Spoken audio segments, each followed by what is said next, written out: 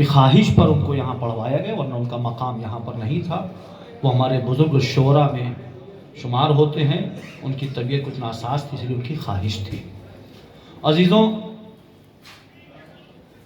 دو مصرع یہاں پر جو دیا گیا، فاطمہ کے چاند رشک قمر سجاد ہے، دعائیں لب کو چومیں اور سجدے ان کی پیشانی۔ دعا اور امام سجاد پوری ایک کائنات ہے۔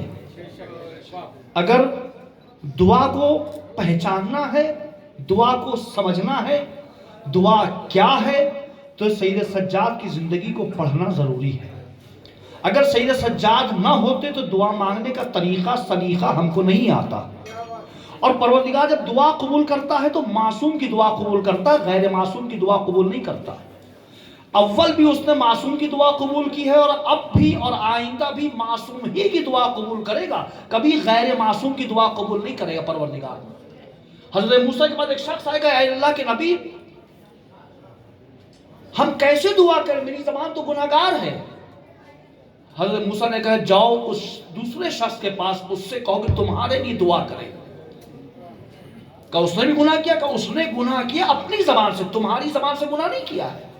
اس کی زبان تمہارے لیے معصوم ہے، تم اس سے کہو کہ وہ تمہارے دعاؤں میں یاد رکھے۔ تو ہمیشہ ہمیں دوسروں کو دعاؤں میں یاد رکھنا ہے تاکہ لوگ ہم کو دعا میں یاد رکھے، اور اپنے کردار کو انسان ایسا بنائے کہ ہمیں کہنا نہ پڑے التماس دعا، خود بخود لوگ آپ کو دعا میں یاد رکھیں۔ دعا مومن کا ایک اسلحہ ہے، بہت بڑا اسلحہ ہے۔ دعا سے انسان کامیاب ہوتا ہے۔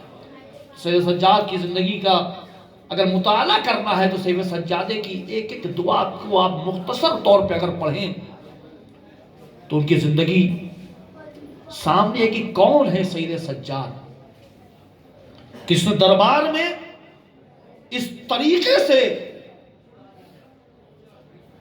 خطبہ دیا اور کہا لقد اشتریتو، تم اللہ کی محبتوں کو بیچ رہے ہو ان کو خوش کرنے کے لیے۔ اور دربار میں کوہرام مچ گیا تھا، اسی لیے اتنے مصائب امام نے برداشت کیے، لیکن اس کے بعد بھی امام اسی طرح سے مسکراتے بھی رہے اور روتے بھی رہے۔ اسی لیے شاعر نے کہا کربلا کے بعد بھی تم سید سجاد ہو، دوسرا ہوتا تو کہہ دیتا خدا کوئی نہیں۔ یہ ہے امام سجاد کہ ہمیشہ شکر خدا کرتے رہے۔ بھائی اسی کے ساتھ ایسے شاعر کو بلانے جا رہے ہیں جن کا نام ذوالفقار بھی ہے، ناصر بھی ہے۔ ذوالفقار بھی ہے اور ناصر بھی ہے، کس کی مدد کریں گے پتہ نہیں ہے۔ ذوالفقار کی مدد کریں گے، جس پر ذوالفقار چل رہی ہے اس کی مدد کریں گے۔ ایک سلوات کے ساتھ ان کا استقبال کریں جناب ذوالفقار سے ناصر صاحب۔